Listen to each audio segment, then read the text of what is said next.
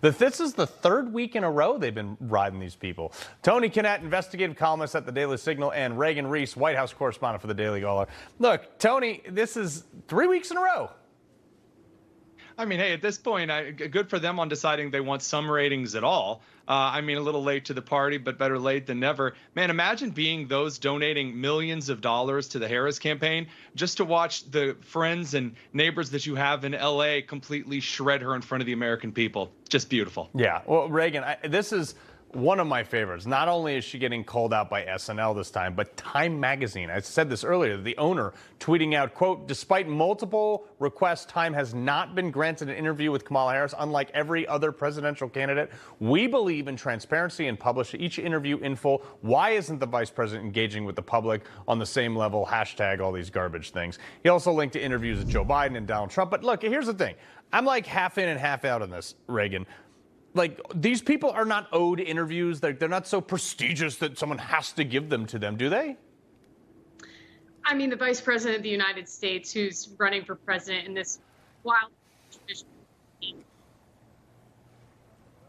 To answer, I do think owes interviews to Time Magazine. One thing to point out, and to other outlets, but one thing to point out is Mark, who tweeted about that, the CEO of Time Magazine, is a big-time Democratic donor. Yeah. For him to finally be so frustrated that he's going to publicly call out the vice president of the United States for avoiding questions, I think is a really big deal. I mean, look, I got on 60 Minutes when like, oh, Donald Trump's not doing it. It's like, nobody is owed an interview. I want them to do them all, but nobody's owed. And it's like this, they believe that they're entitled to them. So that, I just want to clear that up. And also, Tony, this is why we need to just get rid of DEI altogether. This is a liberal DEI trainer. I guess you can guess which one it is. Probably the fat one on the purple side. All right, got her boss suspended for hiring employees in a forestry service based on merit instead of diversity.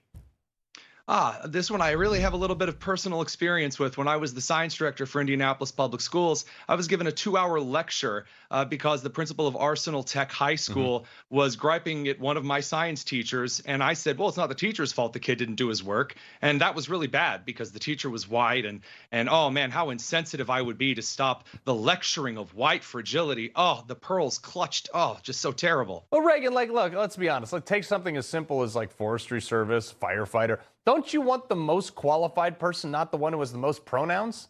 No, the tree needs to know when it's being cut down that a fat lesbian is doing the cutting. Reagan. Yeah, I mean, absolutely. And I think what's the most absurd thing about this story is that this woman's boss was the person who was put on leave. He was, in the end, punished for doing the right thing, for probably making a decision that's going to keep people the most safe in this job. Yeah. All right, so, Tony, I want you to brace yourself. You're about to hear me compliment another country, which never happens. I saw this tweet, and I had to put a lot in perspective for me.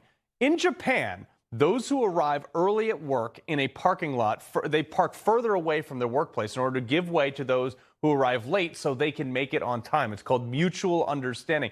Like, this is a level of culture and respect that we don't have here in America. I mean, like, I go to the gym in the morning and I have people cutting me off to get the closest spot to the gym. I'm like, you're going to the gym to exercise. I really don't know what to say about the degradation of culture, but once we started putting instant gratification above the needs of everything else, and we started making reality TV shows praising those who acted like absolute animals, we're surprised when we see other countries acting decent because, you know, at least in Japan, the game shows are interesting and about serving each other in tilted rooms and not about acting like the biggest jerk. You know, and the more I studied this today, the more I realized about Japanese culture, Reagan, how respectful it is. Like, when you have stairs, everybody goes up on the right side, down on the left. It's just like driving on a road. Nobody cuts the line. Nobody goes up because one side is up, one side is down. And they respect that there to such a degree that I'm like, man, I go to Grand Central every day, and it's like a stampede in a zoo. Yeah, that's fair. But on the Japan parking system situation, as a former college athlete, this drives me crazy because I feel like you're encouraging people to be slackers, that they can just show up late and know that everybody else is giving them an avenue to make it on time and that there's no consequences. So this honestly drives me nuts. Yeah, it's actually an interesting standpoint. I didn't even think about that. Like, I'm kind of there as like, look, if the front parking space is open, I'm taking it because, yeah. Tony, Reagan, always a pleasure.